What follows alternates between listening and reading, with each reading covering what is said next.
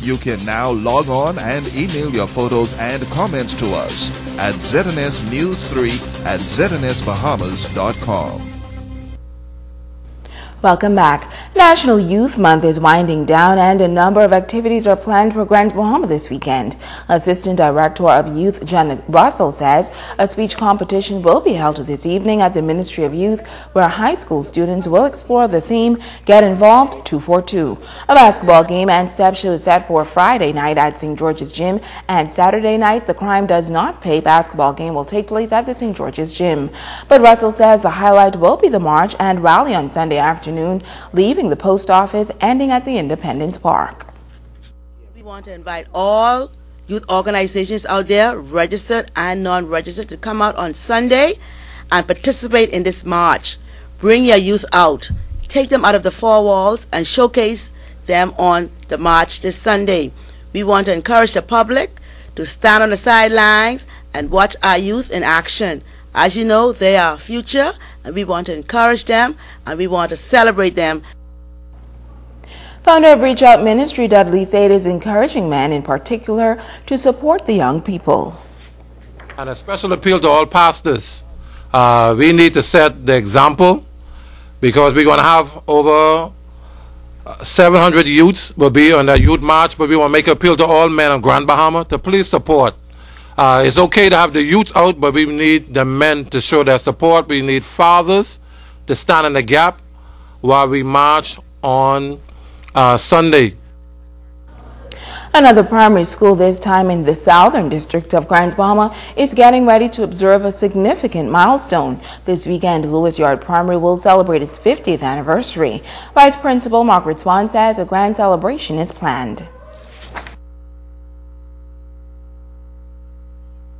We are going to begin that celebration on Friday, tomorrow, with a fun day for the children here at the school, and that is being sponsored by Old Scholars. And then on Sunday we're going to have a church service at Upper Zion at 3 o'clock in the afternoon. And you know, we have to give God thanks for all that He has done for us and the way He's brought us through this school and this institution in the last 50 years. And then on Monday we're going to have our official praise and celebration service here on the school grounds at 10 a.m. The school's vice principal says while Lewis Yard Primary is happy to welcome former students and former teachers for its golden anniversary celebrations, she knows that their participation is also welcomed. You feel like you would like to make a contribution to the school, please feel free to do that. You know, schools could always do with some contribution or the other, because that is the way we are able to maintain some of the programs that we would like to embark upon or we have started. Funding is always an essential part of any program, so time, money is always welcome. A local church school is joining in the spirit of One Bahamas and is also teaching students the importance of the Bahamian culture and self-acceptance in an ever-changing society. As Megan Shepard reports, the youngsters appear to be interested in learning about things Bahamian. Freeport Bible School is taking the initiative to instill Bahamian pride in the youth of the nation. The school celebrated Bahamian Week under the theme, We're Proud to be Bahamian. Parents filled the auditorium on Thursday to support their little darlings as they showcase their talents. Principal Sherelle Pinder says she is proud to see her students excited to learn more about Bahamian things. Our theme is We're Proud to be Bahamians, because we find that during independence we're out of school. So we really don't get the chance to focus much on the Bahamas. And so this time we're doing everything Bahamian this week. We started our week off with our flag raising, then we did Bahamian storytelling, and then we did our Bahamian food display.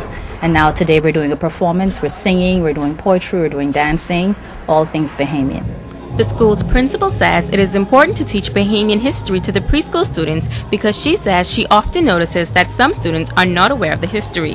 The preschool level, she notes, is a good time to start. It's very important because what we've noticed over the years, we'll ask the children about their prime minister and they tell us Obama.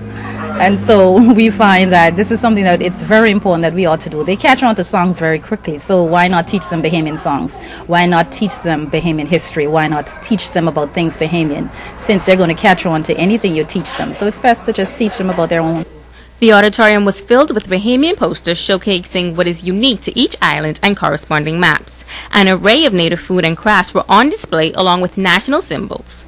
Pinder says this is just the first event to reinforce national pride, and she hopes to see many more. This is something we want to do every year, and we've gotten the support of our parents. They've been bringing in their foods, they've been coming in. We're wearing Bahamian colors, we've been doing that all week. And so I would like to challenge other schools, preschools especially, to get into it. The kids are excited, parents are excited about it, and this is something that we need to keep on doing. And so this is our first year, and we want to continue to celebrate the Bahamas and our Bahamian Week every year. Megan Shepard, ZNS News. Well, we have a sweet treat for you tonight, as our Business by Bahamian segment focuses on a developing culinary business that's whipping up Bahamian gourmet desserts. But as Natalie Martinborough tells us, it's not just a sweet treat, but a lesson in Bahamian culture all at the same time.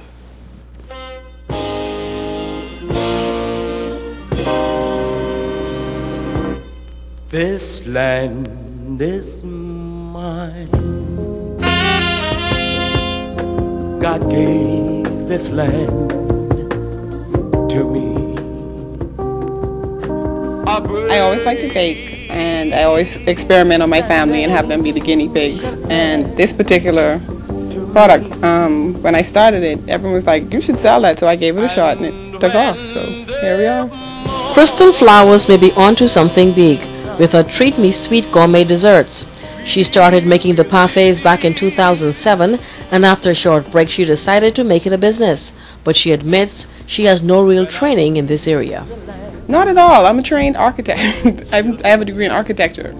But I always liked to bake, and this is where I ended up at this point, so who knew? And while Crystal doesn't want to give away her secret, her parfaits are made from a bit of cake, flavored glazes, and a light topping. Like the chocolate is called Brown Girl in the Ring. The coconut is Gully Wash. The strawberries, 1819 Strawberry Street, which is from the Little Ring Play Rhymes.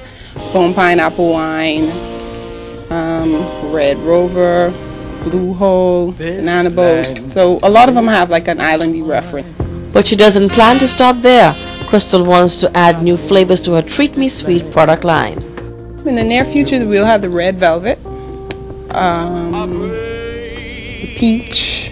So people have suggested passion fruit, soursop, sugar apple. So I'll give it a shot. Her long-term goal is to own a dessert factory one day and take her Bahamian treats to the international market. She hopes to take the first step soon. Next week, Thursday, it'll be available at Pollo Tropical. So, yeah, so it's actually really tasty. So it's versatile. You can package it however you would like to, for whatever your need is. If it's a kids' party, we can do cupcakes. If it's a wedding, you do something like this. If it's your own home party, you can use your own stemware and make it look like you did it yourself. This excited young entrepreneur says business has been good, and she is confident that it can only get better. Natalie Martinborough, ZNS News. This golden land